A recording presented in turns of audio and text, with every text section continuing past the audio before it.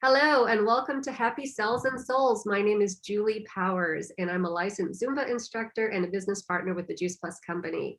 My mission in life is to help people understand that life is better when they're dancing through it and to inspire healthy living.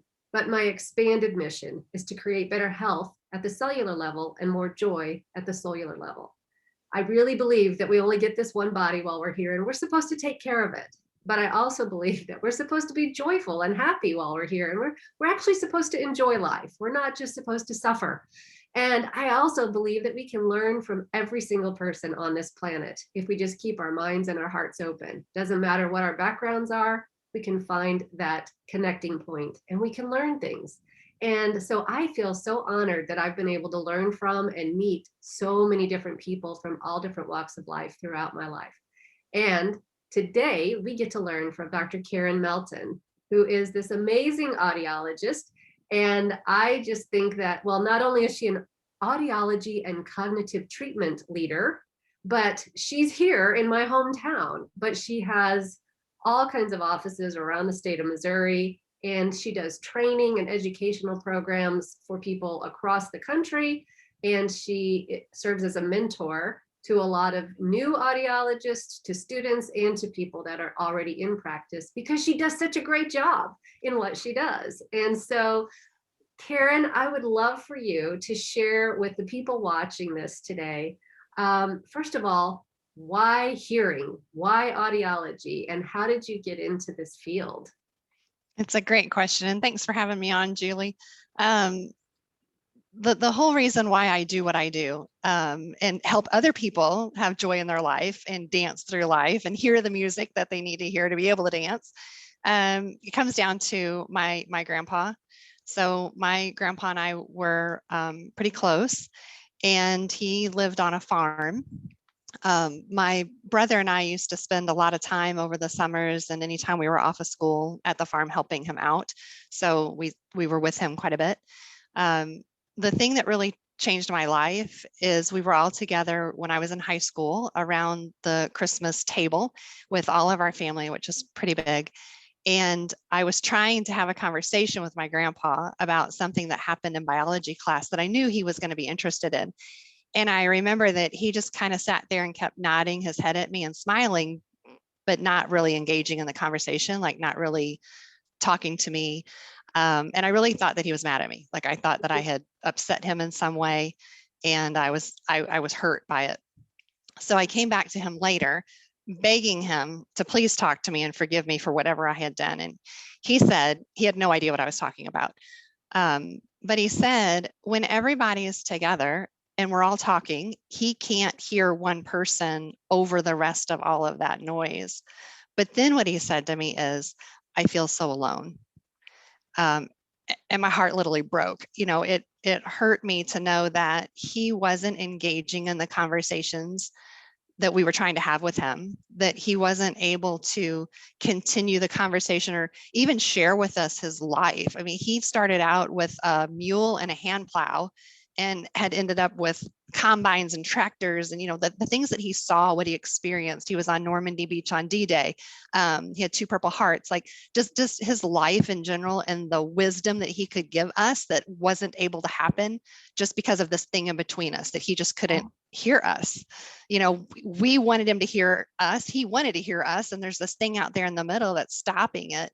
And what I realized is how much that was affecting our relationship, but also how isolated it made him. Right. That in those situations, he was just sitting back and watching, like he really wasn't engaged. So that January, when Christmas break was over, I went to my biology teacher and I said, what's up with this hearing stuff? And he didn't have any idea. But what he did know was that speech and hearing are related fields. And so he hooked me up with the local speech therapist, Tina Plummer. And, you know, I started working with her about how speech and hearing works. And then that led me into going to college and moving on. But I really look at every person that walks in our door as if they're a family member for that reason. I look at, if this was my grandpa, if this was my brother, if this was, you know, my aunt, whatever it might be, being able to really sit down and get into what is life like for them what is life like for their families? And then what can we do to improve that life? What can we do to help them dance through it? So I think that is an amazing thing that you were able to, first of all, notice that grandpa wasn't engaged, that you were able to talk to him about it, and then you fashioned your life around helping people that were in the same situation. That's amazing.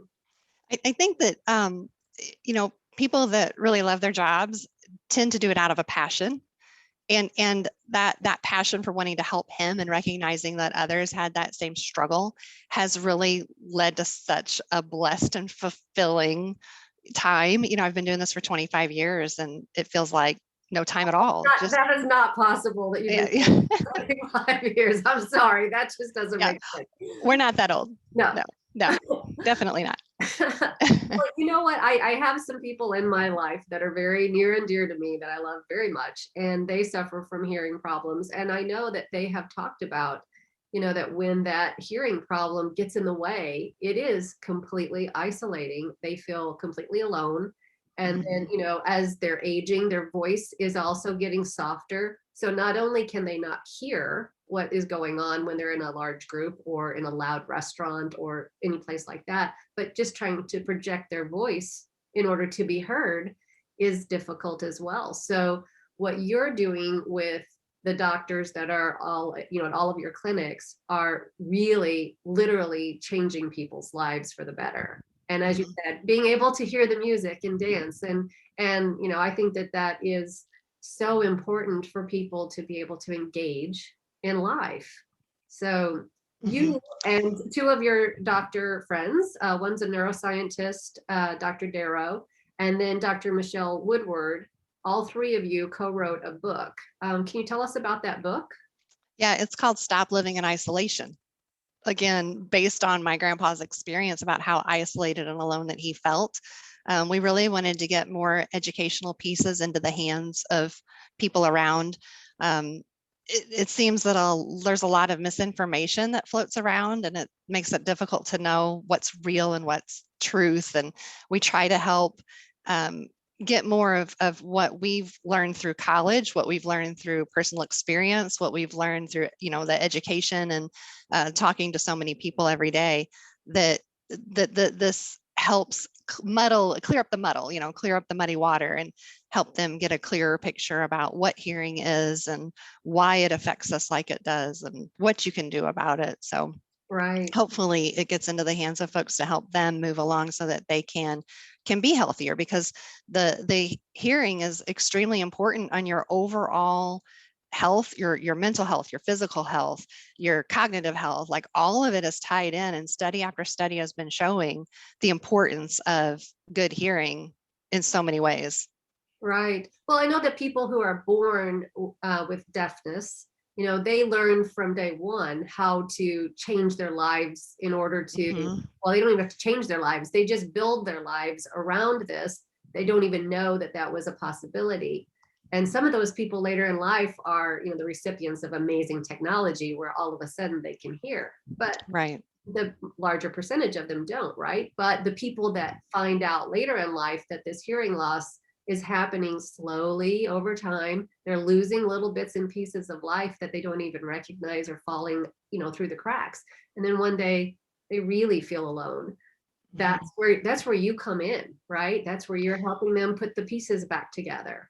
Yeah, that's exactly spot on. Whenever someone is born with hearing issues, it's like the brain doesn't know what it missed, and so it's fine. There's not as much of a problem. But whenever you've heard for a good portion of time and then begin to lose hearing, that's where we really see the problem. For one thing is, many times that hearing loss is very slow, so you may not notice it. It's not like a broken arm where it was working one moment and then the next moment it isn't, and you have to do something about it. Hearing loss is much different in that it's extremely slow, and many times it's your family and friends that notice it before you do.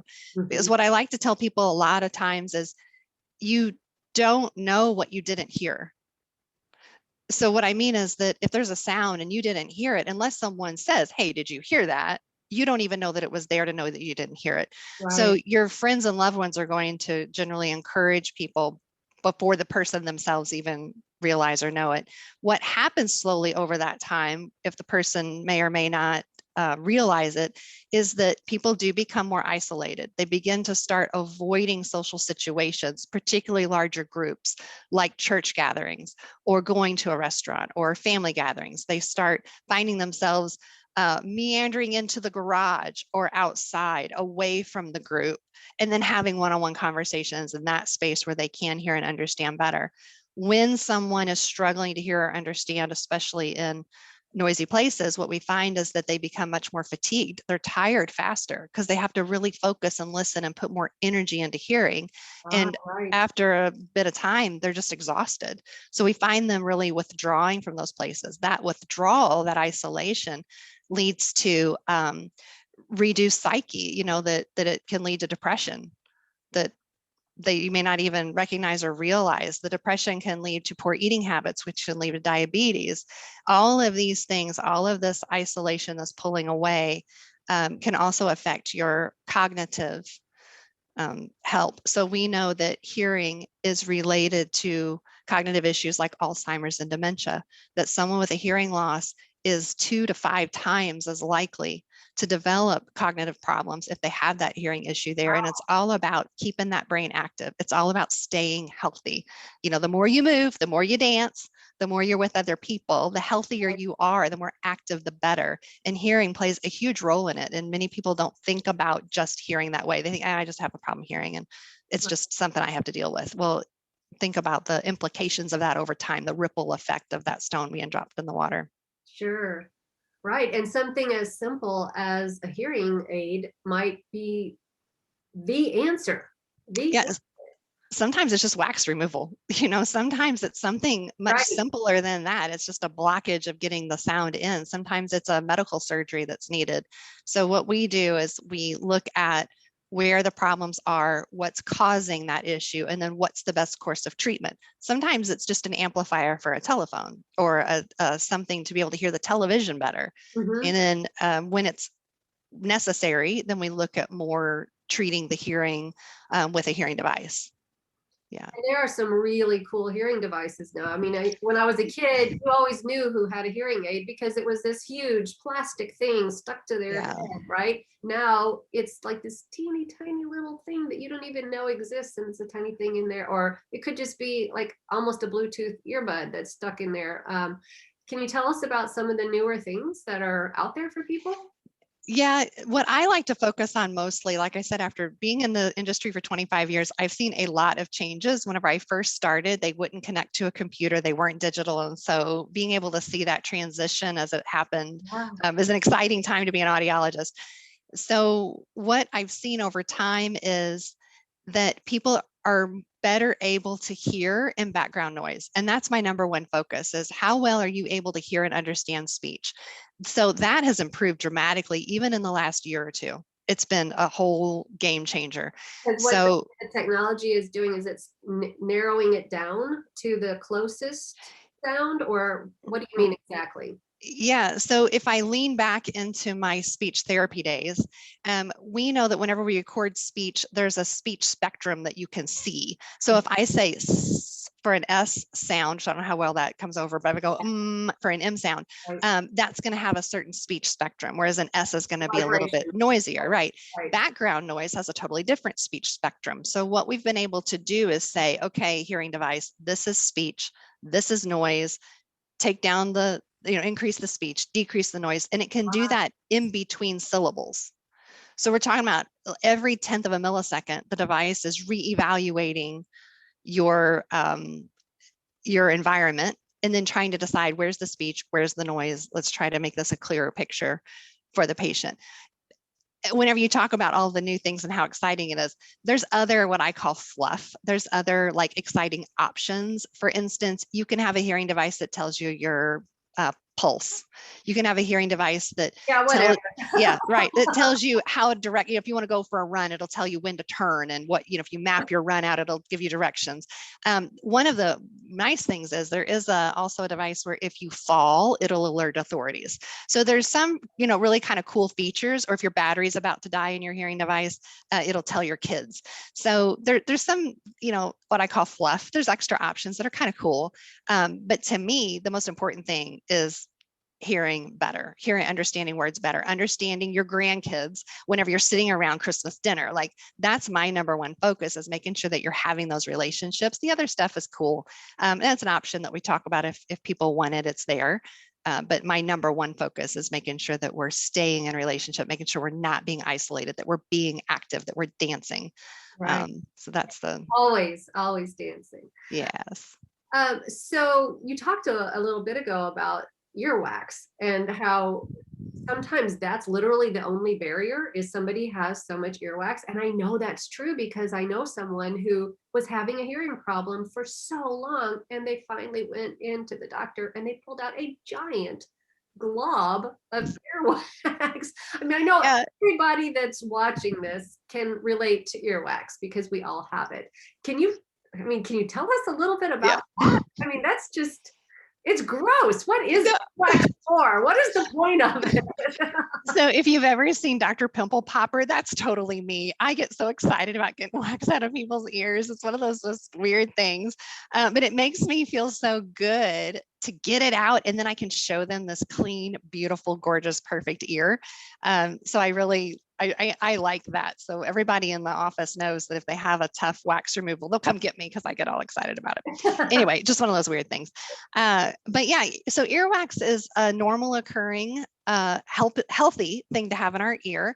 So I think of the ear canal kind of like fly tape on a conveyor belt, where stuff sticks and then moves on. So earwax is created only in the outer third of the ear canal. So the whole ear canal doesn't make wax, only the outer part makes wax. And the only reason that earwax would get deeper than that is if we do something to it. For instance, use a Q-tip, don't do that. Or a bobby pin, don't do that. I'm not giving you any more ideas of things you could put in your ear to take wax out. Please don't do that. Most people have done, or they're like, when I was a kid, my mom would dig earwax out with a bobby pin. That's just what we did. Right. Then they learned better. Please don't do that. We know better to do better, right? Right. And so when we do that, all we're really doing is pushing it in down. So if you think about your Q-tip and you think about screwing it around in your ear, you'll get pieces of wax or even color, coloration, but that just means you touched it. So if you think about your ear like a cave and the wax in there, you have to get behind the wax to pull it out. You can't just touch it, or else you're just packing it in further and deeper. Right. When it gets deeper and it's past that first third, then it won't move. It's not on a conveyor belt anymore, and it just sits there until someone removes it physically. So it can be really difficult for us to get it out once people have jammed it in so deep. For one thing, it's very uncomfortable because your ear gets more sensitive the deeper that you go. It's one of its defense mechanisms. It makes you cough or your eyes water because it's your body's way of telling you it's too deep. You swear that you're touching your eardrum. You're very likely not, but it's just because it gets so sensitive the closer that you get. So the earwax acts as a couple different things. One is it's a lubricant. If your ears itch, it's probably because you over clean. Quit the Q-tips, like stop it. The earwax is a good thing. It moisturizes the ear canal and keeps it like pH balanced, if you would. You know what I mean? It keeps it healthy. The other thing earwax does is it keeps the bugs out. So when we're sleeping, it's stinky and it's sticky, and bugs don't like that. So it helps thwart that stuff out. Also during the day, okay, that kind of creeps me out just to think about bugs wanting to crawl into my ears while I'm sleeping. Yeah, but as an trouble sleeping with this. No, as animals living outside, that could be an issue. Now that we've advanced to homes, it's not so much, although I have seen bugs in people's ears.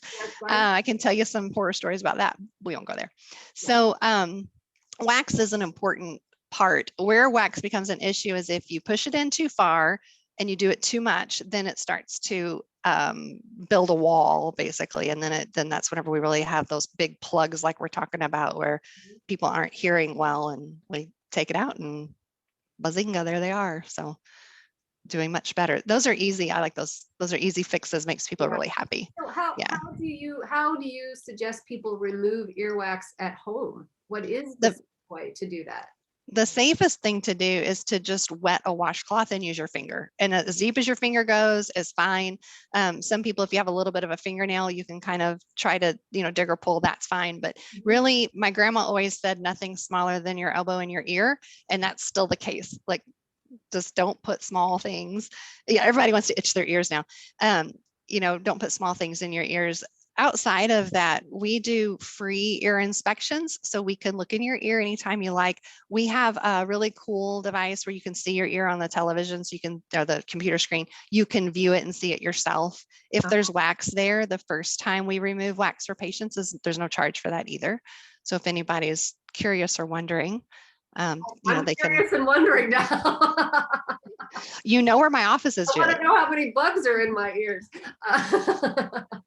Likely none. Good to know, because there's probably, there might be people watching this that are not anywhere near one of your clinics, but it is something to find out from a clinic that's close to you. And, whether you're in California or North Dakota or Washington, D.C., there's probably an audiology clinic that would offer the same kind of services, or at least it would be a reasonable thing to go in and get checked. Right. How often do you suggest, we have like 1 minute left, how often do you suggest people get their hearing checked? Because I remember as a kid, they did it's as part of school. Like, we would have hearing tests and we'd have to go beep, beep, beep, and do this kind of thing. What is the plan for grownups? It's a good question. I have an easy way to remember it and you won't forget. Okay. It's ears and rears. So what we mean is when you turn 50 and it's time for your colonoscopy for your rear, it's also time to get your hearing checked in your ears. So we really recommend everyone have a hearing test at the age of 50 because many people come in and say, I think my hearing might be getting worse and I have no way of knowing. Right. So if you think about going to your regular physician checkups, what do? They weigh you, they take your blood pressure, they take your pulse ox. They take your temperature. So they may even do some blood work. And what they're doing over time is they're looking for changes. They have to set a baseline to know where you are. And without that baseline, we have no clue. That we're flying blind. So I highly recommend. I'm 4 years overdue for my hearing test because, I just turned 54. So my rear went ahead of my ears. We need to shore that up. Yeah. We will fix that. And we can even look in your ears when you're here to verify that there are no bugs. Yeah. That would be great. Yeah. Okay. Any last words that you would like to share? We've gone over a little bit, but that's okay because it's really interesting. Well, I highly suggest that anyone that has any questions, please reach out. There's lots of ways that you can reach me. I love to help people and educate them. So if you have any questions about ears or hearing devices, please use me as a resource. It doesn't mean that you have to live by here or come visit our office. We're just here to help people. We treat everybody like family. And that's what I would do for my family, regardless of where they lived. For sure. So we're here for you. I'll put in the text with this video, all of the website and the phone number and everything. And if they would like to get a copy of your book, you do offer that free through your website, which is hearingcarepartners.com. That's right. And you can email me at Karen@hearingcarepartners.com as well. That's my personal email. Thank you so much. We really appreciate your expertise. And thank you for letting people continue to hear the music and dance. Thanks, Julie. I feel honored to be asked. I appreciate the time.